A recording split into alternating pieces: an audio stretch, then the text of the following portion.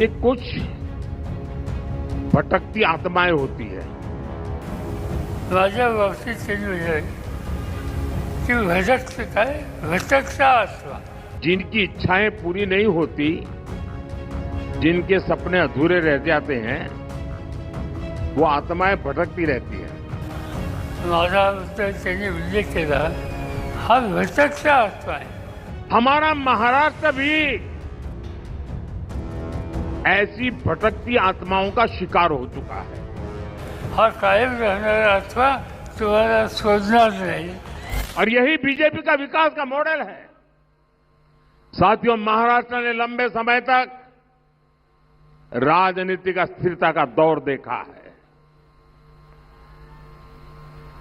और आज मुझे कुछ कहने से पहले, और मैं जो बोलूंगा कोई अपने व्यक्तिगत सर पे न ले ले टोपी, लेकिन हमारे यहां कहते हैं कि कुछ भटकती आत्माएं होती है,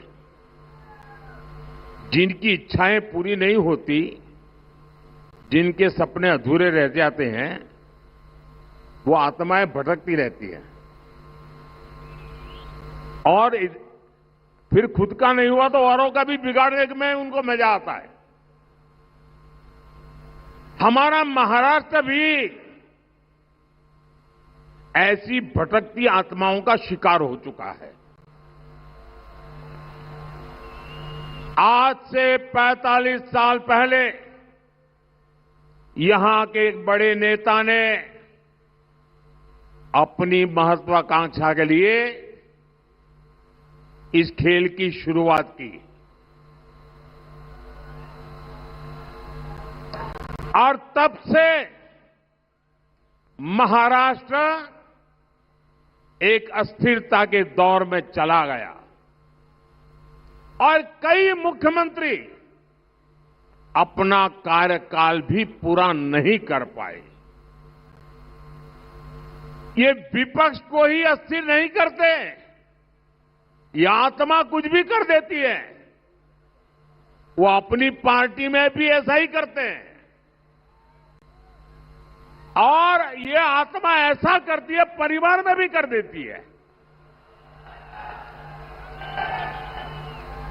1995 में जब बीजेपी शिवसेना की सरकार आई तो भी ये आत्मा उस सरकार को अस्थिर करने के काम में लग गई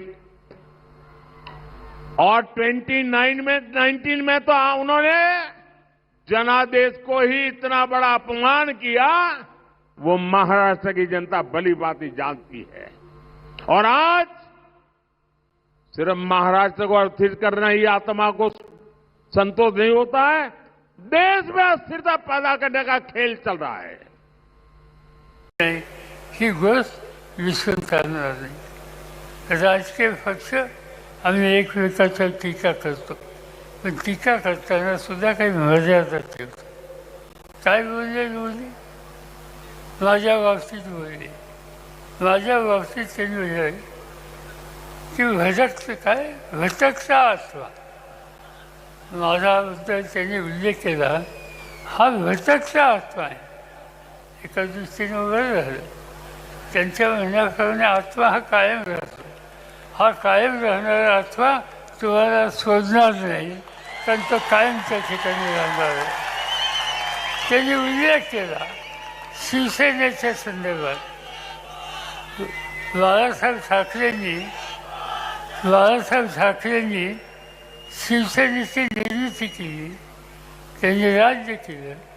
मराठी माणसाचा आत्मविश्वास वाढला आणि त्याचा उल्लेख करत असताना ही नकली बापाची संघटना, हे बोलणं काही शोभतं?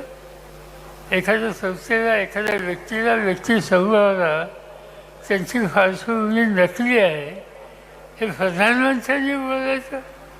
याचा अर्थ हा आहे की त्यांना तारतम्य राहिलेलं नाही.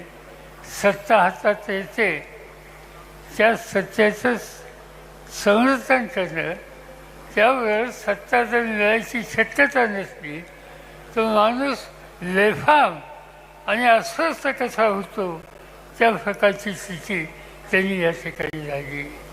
ठीक आहे, त्यांच्याकडून झालं, आपण ते विसरूया. आपण नव्या विचाराने जाऊया. आपण हा देश कसा प्रगतीच्या रस्त्यावर न्यायचा त्याचा विचार आपण करूया. आणि ते करण्याच्यासाठी अनेक गोष्टी आपल्याला कराव्या लागेल. संघटना मजबूत करावं लागेल.